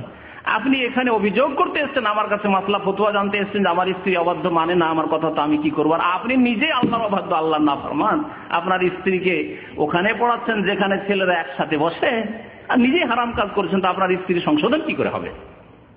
বিশেষ করে বাংলাদেশের পরিবেশ এত বেশি এইদিকে যে ছেলেরা পড়াশোনা করতে চায় না। বড় আফসোস লাগে। এখানে বিভিন্ন কোম্পানিতে যায়, এখানে খোড়া হাসপাতাল আছে, সেখানে যাই, 18 বছরের ছেলে 25 বছরের পাসপোর্ট করে এসে চাকরি করছে, দাড়ি তো গজেনি, মোচ পর্যন্ত গজেনি। জিজ্ঞেস করি, বাবা আফসোস করে তাদেরকে, যে বয়স কত? 17-18 বছর বয়স আছে। আমাদের 2-1 ভাই আছে, এরকম বহু জায়গায় দেখি, শুধু একটি কোম্পানিতে না। আর মেয়েদেরকে দিয়ে দিচ্ছে মাস্টার ডিগ্রি করতে, ডাক্তারি, ইঞ্জিনিয়ারিং, আর কি কি করাবে। পড়াতে পড়াতে পড়াতে এমন বয়স করে দিল যে আর স্বামী খুঁজে পায় না, তার জন্য বর খুঁজে পাওয়া যায় না। এমন তাকে সিয়ানা করে দিচ্ছে পড়িয়ে, যার সিয়ানা ছেলে পাওয়া যায় না, জামাই পাওয়া যায় না। বাস্তব সত্য নয়? জি। তো এমন মরিয়া হইয়েন না। যদি ইসলামিক পরিবেশ থাকে পড়ানোর, তো পড়ান, অসুবিধা না, আমি নিষেধ করছি না। মহিলা কলেজ রয়েছে, মহিলা শিক্ষিকা রয়েছে, প্রফেসর রয়েছে মহিলা, তাহলে ঠিক আছে। আর পুরুষে পড়াবে, আর পুরুষদের সাথে পড়বে, জায়েজ নয় কখনো। এই হারামের অবস্থায় রাখবেন আর বলবেন যে আমার বাড়িতে পর্দা আছে, কখনো পর্দা নেই। আপনার বাড়িতে পর্দা আছে, আপনার স্কুল কলেজে যেখানে আপনার মেয়ে যায় সেখানে পর্দা নেই। ইত্তাকিল্লাহ হাইসুমা কুনতা, যেখানেই থাকো না কেন আল্লাহকে ভয় করো। যেখানেই থাকুন না কেন, যেই দেশে থাকুন না কেন আল্লাহকে ভয় করবেন। পশ্চিমা দেশেও যদি যেতে হয় সেখানেও আল্লাহকে ভয় করতে হবে। আর যদি আপনি না পারেন যে আল্লাহর ভয় করেও সেখানে আমি পর্দার, হেজাবের বাস্তবায়ন করতে পারলাম না, ওই পশ্চিমা পর্দা করতে হবে, হিজাব করতে, অর্থাৎ একটা রুমাল বাঁধতে হবে, তাহলে সেই দেশে আপনার পরিবার নিয়ে যাওয়া জায়েজ নয়। শুনে রাখুন ভালো করে, দারুল কুফরি কাফের দেশে যাবেন আপনি, আর যেখানে গিয়ে আপনার স্ত্রীর, আপনার বোনের, আপনার মা খালার পর্দা হবে না, সেখানে যাওয়া জায়েজ নয় তাদেরকে নিয়ে। তারপরে এই হিজাব, বাড়ি থেকে বের হওয়ার সময় হিজাব ফরজ।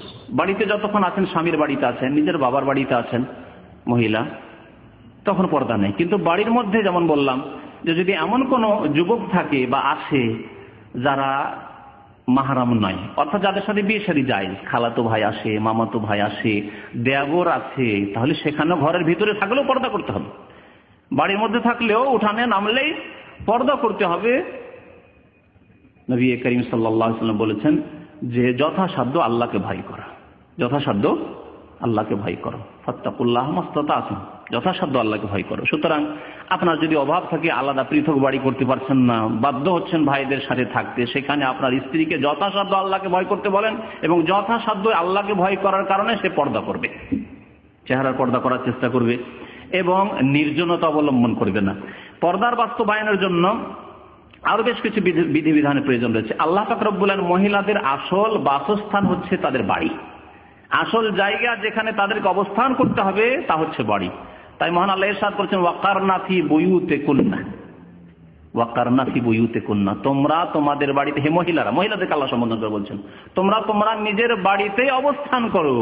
এই নয় যে আপনি যেমন বাংলাদেশ থেকে, ভারত থেকে চাকরি করার জন্য সৌদি আরব চলে এসেছেন, তেমন খাদেমার ভিসায় কাজের মেয়ে চলে আসছে সৌদি আরব, কুয়েত, বিভিন্ন দেশে চলে আসছে কাজে। আপনি কাজে যাবেন, আমি যাব না কেন? আপনার স্ত্রী, আপনার বোন, তারাও চলে আসছে, জায়েজ নয়।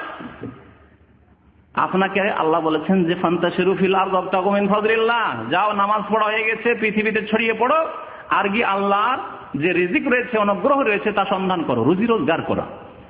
কিন্তু মহিলাদেরকে আল্লাহ সম্বোধন করে বিশেষভাবে বলছেন ওয়াকারনা ফি বুয়ুতিকুন্না, তোমরা তোমাদের নিজের বাড়িতেই অবস্থান করো।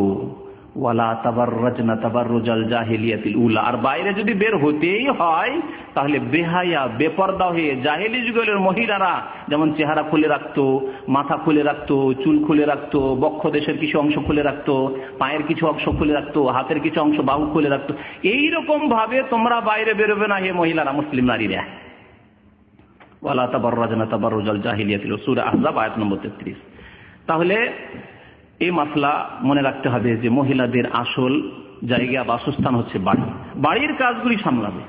আমরা যদি হিসাব করে দেখি যে একজন পুরুষ মানুষ বাইরে কতটা কাজ করে, আর যদি সাথে সাথে আমরা হিসাব করে দেখি যে একজন মহিলা বাড়িতে কতটা কাজ করে, দেখব যে পুরুষের চাইতে মহিলা বাড়িতে তার বেশি কাজ করেছে, স্বামীর চাইতে বেশি কাজ করেছে সে। আমরা হিসাব করি না, এত জুলুম করি নারীদের উপর। এই ক্ষেত্রে ইসলামের শত্রুরা, এই ক্ষেত্রে মুনাফিকগুলি মুসলিম সমাজে রয়েছে, এই মুনাফিক প্রচার মাধ্যমগুলি রয়েছে, তারা কেন বলে না যে এই ক্ষেত্রে নারীর উপর জুলুম অত্যাচার হচ্ছে, এত কাজ কেন তাদের দ্বারা নিচ্ছ?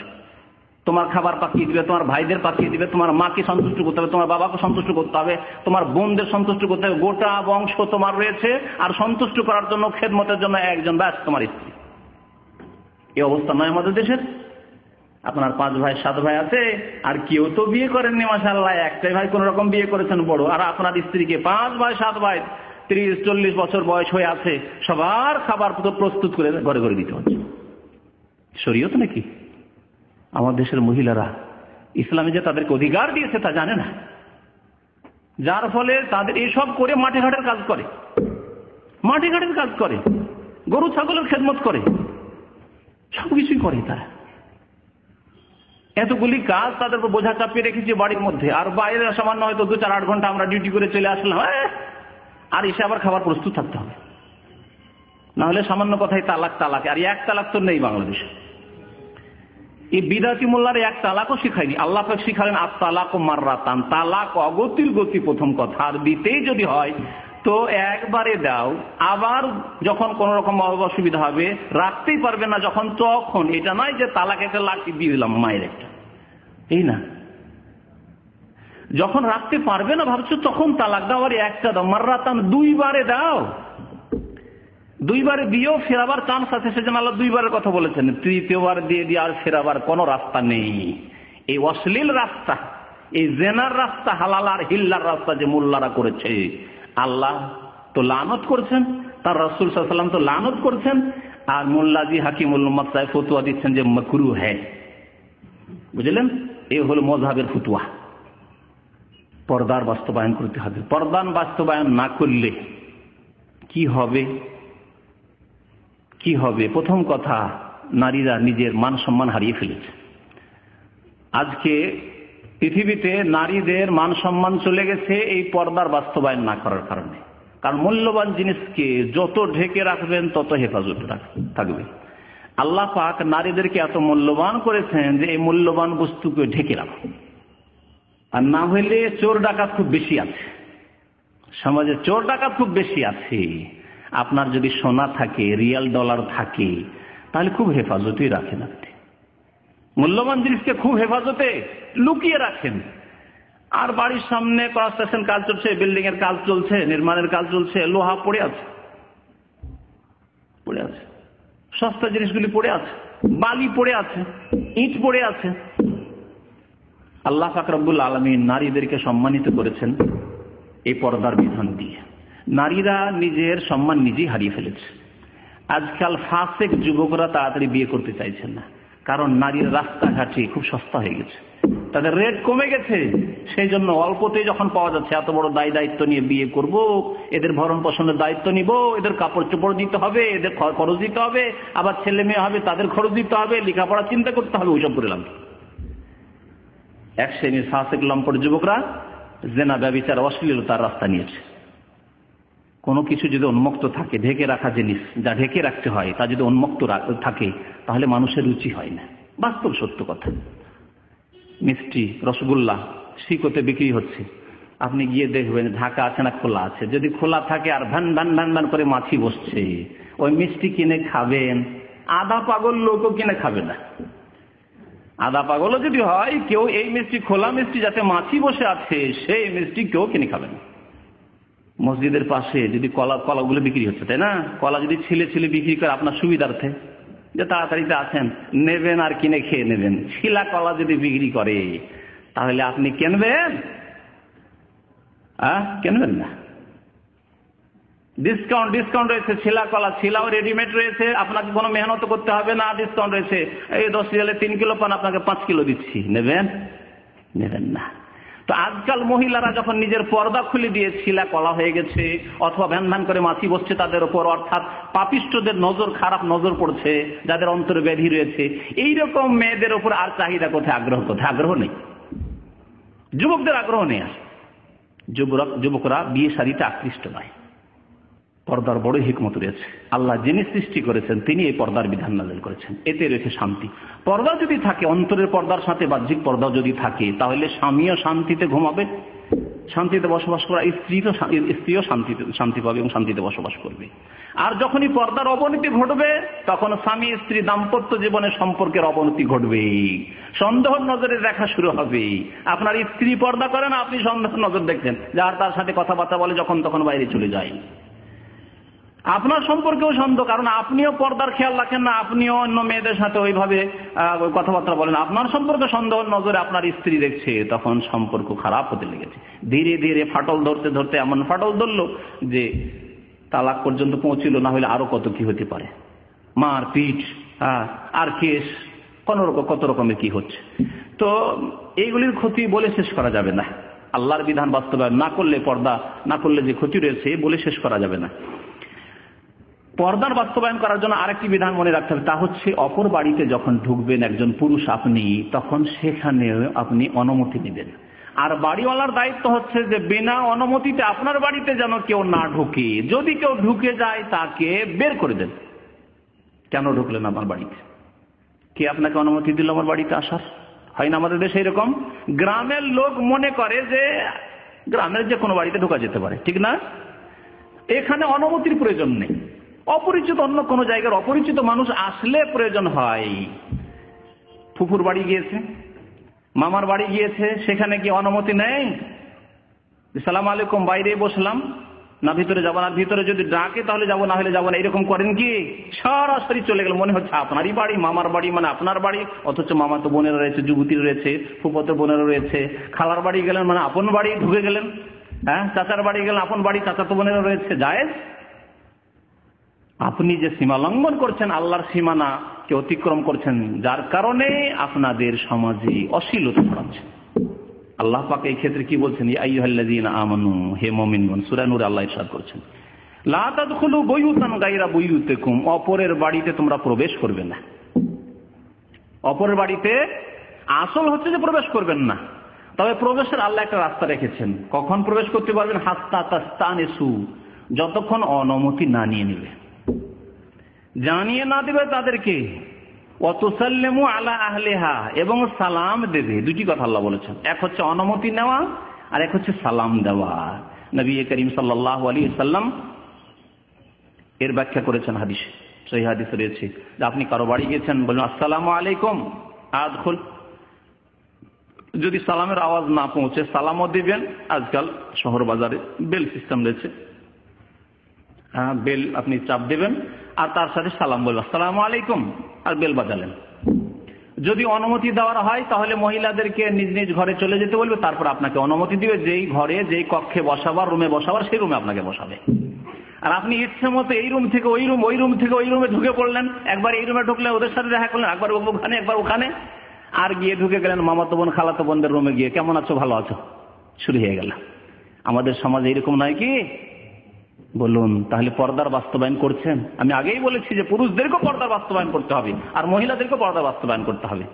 আল্লাহ নিষেধ করছেন, লা তাদখুলু বুয়ুতান গায়রা বুয়ুত হাত্তা তাস্তানিসু ওয়া তুসাল্লিমু আলা আহলিহা, সালাম দেবে, অনুমতি নেবে, তারপরে অন্যর বাড়িতে ঢুকতে বললে ঢুকবে। যদি প্রবেশ করতে না বলে তাহলে জোরাজুরি করবে না, বা বিনা হুকুমে চলে গেলেন তার সাথে, না, যালিকুম খায়রুল লাকুম লাআল্লাকুম তাযাক্কারুন, এটি তোমাদের জন্য মঙ্গলময়, কল্যাণকর। আর তোমরা আশা করি উপদেশ নেবে। আল্লাহ বলছেন আশা করি তোমরা উপদেশ নেবে। আল্লাহ বলছেন যে তোমাদের যদি অনুমতি না দেওয়া হয়, ওয়াইন কিলা লাকুম উরজিউ ফারজিউ, তোমাদেরকে যদি বলা হয় যে না ফিরে যান, এখন সময় নেই, ব্যস্ত আছি, তাহলে ফিরে যান আপনি, এতে মনে কষ্ট নেবেন না। অনুমতি দিল আর না হয় দিল না, ব্যস্ত আছে ভাই, পরে আসবেন। এইরকম যদি পরিবেশ হয় যে বিনা অনুমতি সেখানে গিয়ে হয়তো কথা বলার সুযোগ পাওয়া যাবে না, তাহলে আগে থেকে আজকাল অ্যাপয়েন্টমেন্ট নেওয়ার সিস্টেম রয়েছে। আপনি টেলিফোনের মাধ্যমে হোক, অন্য কোনো মাধ্যম দিয়ে হোক, যেভাবে হোক না কেন, লিখিত হোক, আপনি সময় নেন যে অমুক সময় আমরা আসছি, তারা প্রস্তুত থাকবে। আর যদি আপনাকে অনুমতি না দেয় তাহলে ভিতরে কখনো যাবেন না। দরজায় গিয়ে 3 বার করে অনুমতি চাইতে হবে। 3 বারে যদি অনুমতি না পান, একবার গেল, 2 বার হলো, কিছুক্ষণ পর পর, একটু পর পর 1 মিনিট 2 মিনিট সময় দেন। আর কিছু জাহেল মূর্খ লোকেরা রয়েছে, এই বেল দিতে শুরু করলো, দিয়ে দিলে একসাথেই 3টে বেল। এটা ওই রকমই যেমন জাহেল বিদাতিদের একসাথে 3 তালাক, ঠিক না? জাহেল বিদাতিদের 3 তালাক হানাফি ফিকহের কিতাবে রয়েছে যে তালাকে বিদঈ মুহাররাম হারাম, হেদায়েতে বেকায়াতে রয়েছে। তারপর ওই জাহেলরা আবার তালাক দেয় 3 তালাক, তাদের কিতাবে রয়েছে। যদি বলে আমরা ফেকায়ে মানি, কোরআন হাদিস মানেন কি মানেন আল্লাহ পাকে, যদি ফেকায়ে মানি, ফেকার কিতাবে রয়েছে যে তালাকে বিদঈ 3 তালাক একসাথে দেওয়া হারাম, কাবিরা গুনাহ হয়ে যাবে না যাবে সেটি মাসালা আলাদা, কিন্তু হারাম কাজ করলো প্রথম 3 তালাক দিয়ে। ঠিক তেমনি যারা এই সাথে সাথে 3 বার দিল বেল, আর বেল ধরে চেপে বসে আছে, বড় অজ্ঞতা, বড়ই মূর্খামি। না, একবার বেল দেন হালকা করে, যাতে বেশি ডিস্টার্ব না হয়। হতে পারে কেউ ঘুমিয়ে আছে, হতে পারে কেউ অসুস্থ আছে। আপনি কি চান যে আপনার সাথে এরকম কেউ আচরণ করুক? নবী করিম সাল্লাল্লাহু আলাইহি ওয়াসাল্লাম বলছেন যে লা ইউমিনু আহাদুকুম, কেউ মুমিন হতে পারে যতক্ষণ নিজের জন্য যা ভালোবাসে অপরের জন্য ভালো না বাসবে। তাহলে আপনাকে মানুষের মতো চিন্তা করতে হবে, একজন মুসলিম ওই হিসাবে মুসলিমের মতো চিন্তা করতে হবে যে আমার কোনো ভাইকে কষ্ট তো হবে না। তাহলে কিছুক্ষণ পর পর 3 বার আপনি নক করলেন, বেল দিলেন বা সালাম দিলেন, ডাক দিলেন, কোনো সাড়া এলো না, শব্দ আসলো না, ফিরে চলে আসেন, ফিরে চলে আসেন। 3 বারে পরে বারবার আর আপনি পেরেশান করবেন না বাড়িওয়ালাকে। তাহলে এই একটি বিধান ছিল যে অন্যের বাড়িতে প্রবেশ করলে অনুমতি নিতে হবে। বিশেষ করে যেই বাড়িতে মহিলারা আছে, এমন অনেক বাড়ি আছে যে যুবকরা সব মাঠে আছে, ঘাটে আছে, অথবা বিদেশে অনেক আছে, 4-5 ভাই সব বিদেশে, মহিলারা শুধু বাড়িতে। আপনি জানছেন যে আমার খালাতো ভাই মামাতো ভাইয়ের বাড়িতে শুধু মহিলারা আছে, কোনো পুরুষ নেই, আর ওই বাড়িতে আপনি প্রবেশ করছেন, জায়েজ নয়, খবরদার। নবী করিম সাল্লাল্লাহু আলাইহি ওয়াসাল্লাম বলেছেন ইয়াকুম আদ-দুখুল আলান নিসা, উকবা বিন আমির রাদিয়াল্লাহু তাআলা বর্ণনা করেছেন, বুখারী মুসলিমের হাদিস, মুত্তাফাক আলাইহি। ইয়াকুম আদ-দুখুল আলান নিসা, মহিলাদের মাঝে প্রবেশ করা থেকে নিজেকে বাঁচিয়ে রাখবে, সাবধান। কখনো মহিলারা কোনো বাড়িতে আছে শুধু সেখানে ঢুকবে না। যদি ঢুকতেও বলো তাহলে পুরুষ লোক আছে আর মহিলাও আছে, ঢুকতে বলে তো ঢুকতে পারেন, কারণ পুরুষ আছে, সাবালক পুরুষ আছে বাড়িতে। আর যদি সাবালক পুরুষ বাড়িতে না থাকে, শুধু মহিলারা আছে, আর মহিলারা তো চক্ষু লজ্জায় আপনার খালাতো বোন, আপনার মামাতো বোন, আপনার মামি, মানে মাহারাম নন আপনি, এরা হয়তো চক্ষু লজ্জা বলছে চলে আসো চলে আসো, বা তাদের মধ্যে পর্দা নেই, চলে আসো ভিতরে চলে আসো। চাচাতো বোন, চাচাতো ভাই, কি করে বলবো যে না বাইরে থাকো, চলে আসো, খবরদার যাবেন না। নবী করিম সাল্লাল্লাহু আলাইহি ওয়াসাল্লাম বলেন ইয়াকুম আদ-দুখুল আলান নিসা, মহিলাদের মধ্যে প্রবেশ করা থেকে নিজেকে বাঁচিয়ে রাখবে। সাহাবারা জিজ্ঞাসা করে ফাকালা রাজুল মিনাল আনসার, একজন আনসারী জিজ্ঞাসা, ইয়া রাসূলুল্লাহ আফারাআইতাল হামওয়া, দেবর সম্পর্কে। দেবর যদি নিজের ভাবির ঘরে যায়, ভাইয়ের বাড়ি গেছে, ভাই বাড়িতে নেই, বাসায় নেই, গিয়ে ভাবির বাড়িতে ঢুকবে না? নবী করিম সাল্লাল্লাহু আলাইহি ওয়াসাল্লাম বলেন আল হামু আল মউত, দেবর হচ্ছে মউত। আমরা যদিও হাম মানে মত করি, কিন্তু হাম এর অর্থ আরেকটু ব্যাপক। দেবরও এবং ওই মহিলার হয়তো স্বামীর ভাই, এ হলো দেবর, স্বামীর ভাই না, হয়তো স্বামীর চাচা। আমাদের দেশে তো চাচা, আপনার স্বামীর চাচা কে কি মনে করে? চাচা তো শ্বশুর। আসলে শরীয়তে কিছুই না, গায়ে মাহারাম চাচা তো ভাইয়ের মতো। চাচা তো ভাইয়ের সাথে যেমন বিয়ে জায়েজ, তালাক দিয়ে দিলে চাচার জন্য জায়েজ। এইরকম মামা, স্বামীর মামা, ভাগিনের বাড়ি গিয়ে ঢুকে পড়লেন আপনি, না ইয়াকুম আদ-দুখুল আলাইনা, শুধু মহিলারা বাড়িতে রয়েছে খবরদার ঢুকবেন না। আলহামু হচ্ছে স্বামীর আত্মীয় স্বজন, স্বামীর এমন আত্মীয় স্বজন যারা ওই স্ত্রী, ওই মহিলার মাহারাম নয়, যাদের সাথে বিয়ে শাদী জায়েজ রয়েছে, খবরদার তারা বাড়িতে ঢুকবে না। শরীয়তের আরেকটি বিধান হচ্ছে যে পুরুষ হোক আর নারী হোক তারা দৃষ্টি নত রাখবে। এই বিষয়টি এর আগে বলেছি। দৃষ্টি নত রাখার ক্ষেত্রে রাস্তা দিয়ে চলছেন, হঠাৎ করে সামনে একজন মহিলা চলে আসলো, আপনার করণীয় কি? আলী রাদিয়াল্লাহু তাআলা আনহু বর্ণনা করছেন যে নবী করিম সাল্লাল্লাহু আলাইহি ওয়াসাল্লাম তাকে বলেন ইয়া আলী লা তুতবিউন নাযরাতান নাযরা। নবী করিম সাল্লাল্লাহু আলাইহি ওয়াসাল্লাম কত সুন্দর তরবিয়ত দিতেন। আপন চাচাতো ভাই, আল্লাহর নবীর বাড়িতে তিনি মানুষ হয়েছেন নাবালক অবস্থা থেকে। নবীর বাড়িতে যেহেতু অত্যন্ত গরিব দরিদ্র ছিলেন আবু তালেব লালন পালন করতে পারতেন না, তো আলীকে নবী সাল্লাল্লাহু আলাইহি ওয়াসাল্লাম নিয়ে নিয়েছিলেন, মানুষ করতেন। আলীকে শিখাচ্ছেন নবী করিম সাল্লাল্লাহু আলাইহি ওয়াসাল্লাম, এই তরবিয়ত দিচ্ছেন, ইসলামিক শিক্ষা দিচ্ছেন। লা তুতবিউ নাযরাতান নাযরা, একবার যখন হঠাৎ করে নজর পড়ে গেল অনিচ্ছাকৃত, দ্বিতীয়বার আর নজর দেবে না।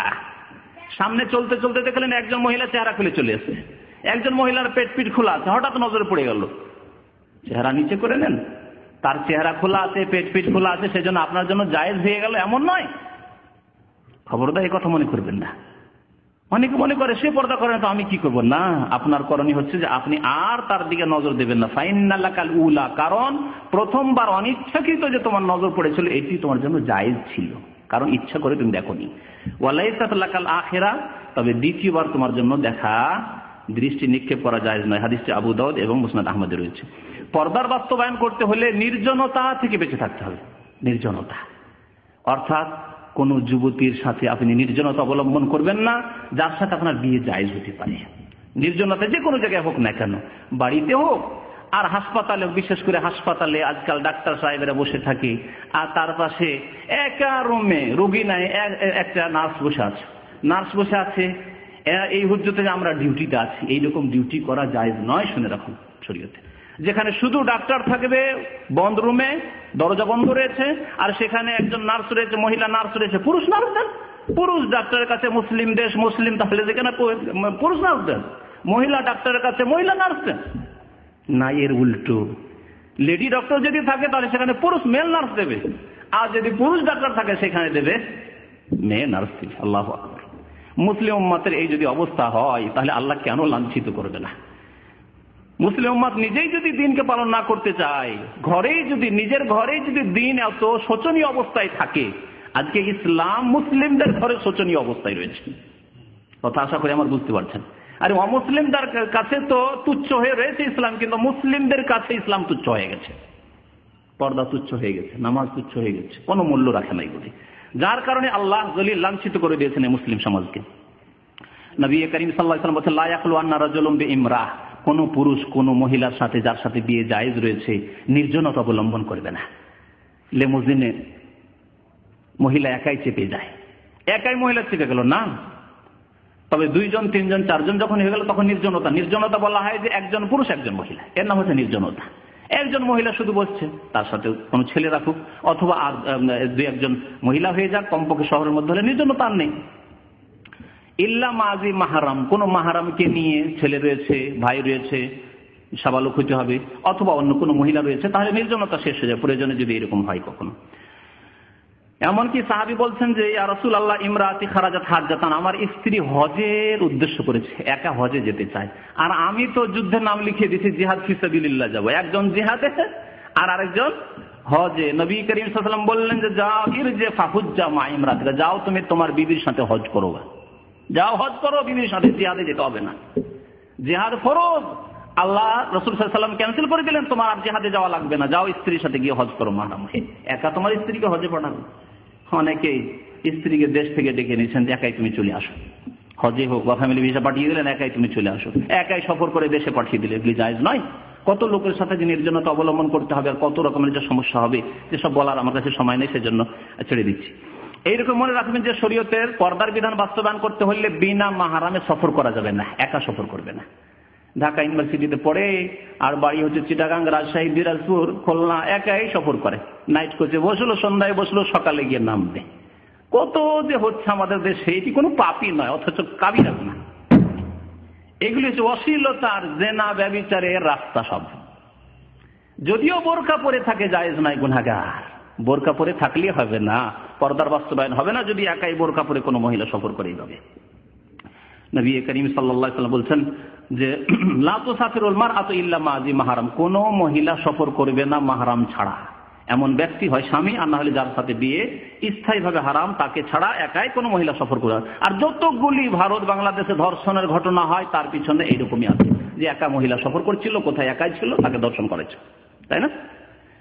মাহরাম থাকবে, স্বামী থাকবে, বা ভাই থাকবে, বাবা থাকবে, আর ধর্ষণ হয়েছে, এইরকম ঘটনা সাধারণত শোনা যায় না।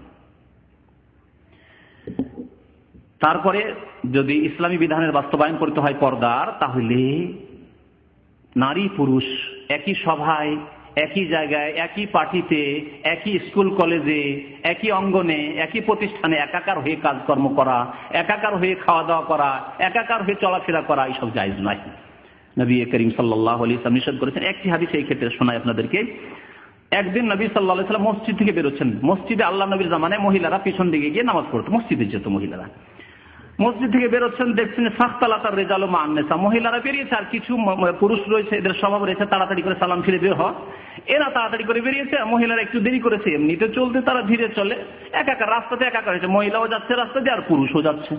নবী করিম সাল্লাল্লাহু আলাইহি ওয়াসাল্লাম সেই দিন একটু তাড়াতাড়ি বেরিয়েছিলেন, দেখলেন যে এই অবস্থা।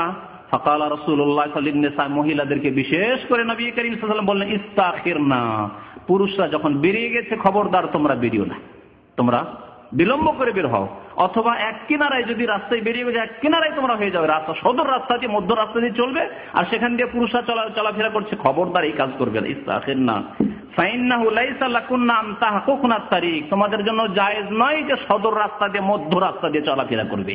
কে বললেন? নবী করিম সাল্লাল্লাহু আলাইহি ওয়াসাল্লাম। আলাইকুন্না, আরো তাকিদের সাথে বলছে আলাইকুন্না বিহাফাতিত তারিক, তোমরা রাস্তার কিনারা কিনারা সেটে চলবে, রাস্তার কিনারা দিয়ে চলবে। ফাকানাতিল মারআতু তালতাসিকু বিল জিদার, নবী সাল্লাল্লাহু আলাইহি ওয়াসাল্লামের এই কথা বলার পরে সাহাবী মহিলারা এমন ভাবে কিনারা হয়ে রাস্তা দিয়ে হাঁটতেন যে দেয়ালের সাথে দেয়ালে কাঁটা রয়েছে, খড়ি রয়েছে, এগুলিতে গিয়ে খেজুরের কাঁটা রয়েছে, খেজুরের ডাল রয়েছে, তাতে কাপড় চোপড় লেগে যেত। হাত্তা ইন্না সাওবাহা লা ইয়াতাআল্লাকু বিল জিদার মিন লুসুকিহি, এমন ভাবে তারা পর্দার সাথে চলতেন। তাহলে এগুলি হচ্ছে পর্দার অন্তর্ভুক্ত, যেগুলি পালন করতে হবে। যে কথাটি বলতে চান খুব সংক্ষেপে বলি, তা হচ্ছে পর্দার, শরীয়তি পর্দার শর্ত 8টি শর্ত রয়েছে। প্রথম শর্ত হচ্ছে যে গোটা শরীর ঢাকা থাকতে হবে মহিলাদের, যখন বাইরে বেরোবে বা অপর পুরুষের সামনে হবে, কোন রকমের অলংকার, যারা শরীরের হোক বা অন্য কোনো অলংকার হোক, যাতে কেউ বের না হয়।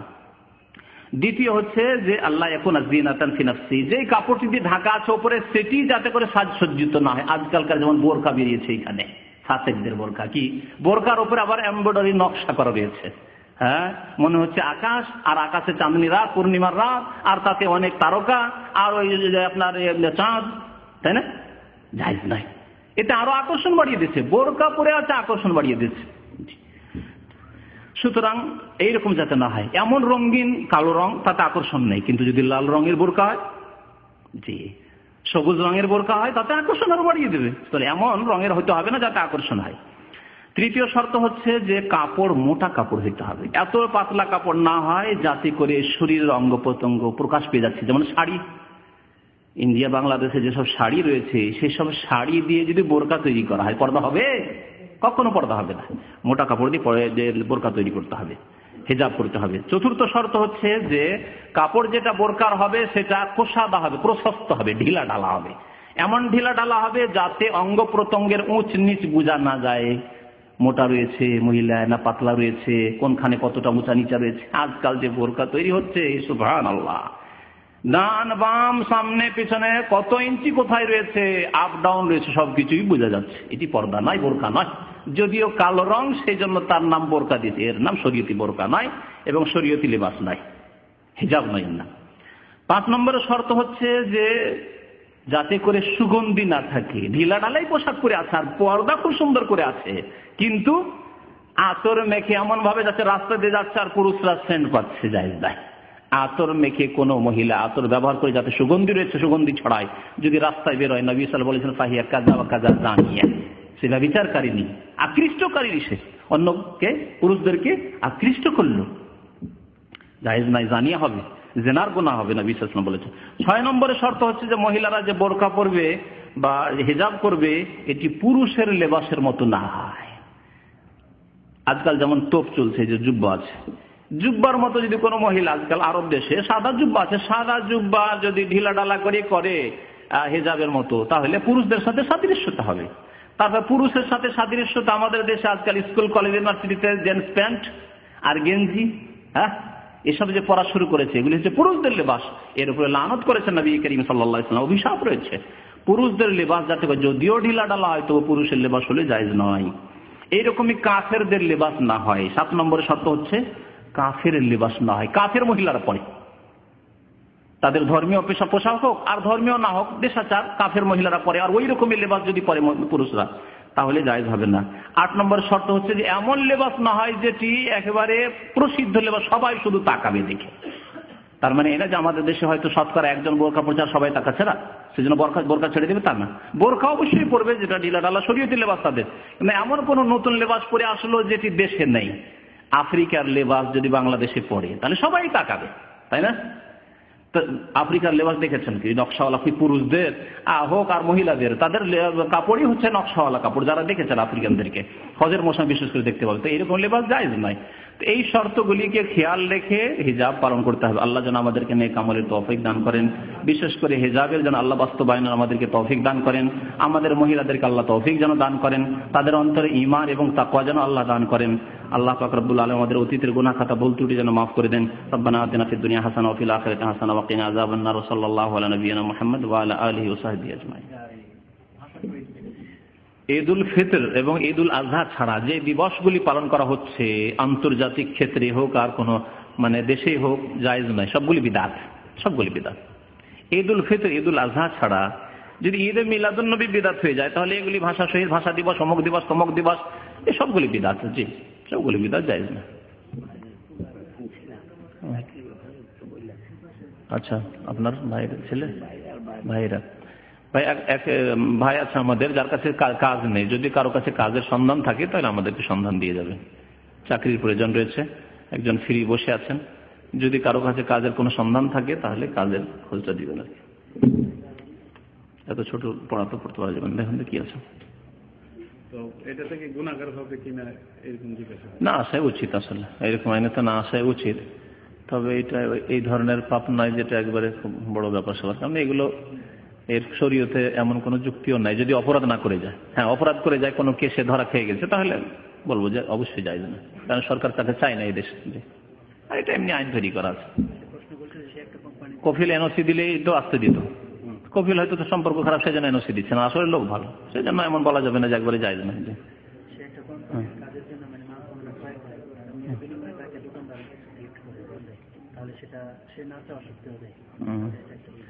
না চাওয়া সত্ত্বে তো জায়েজ রয়েছে, যে কোম্পানি গিফট দিচ্ছে না চাওয়া সত্ত্বে, চাই না, অথবা মালিকের খেয়ানত করে না, তো জায়েজ রয়েছে।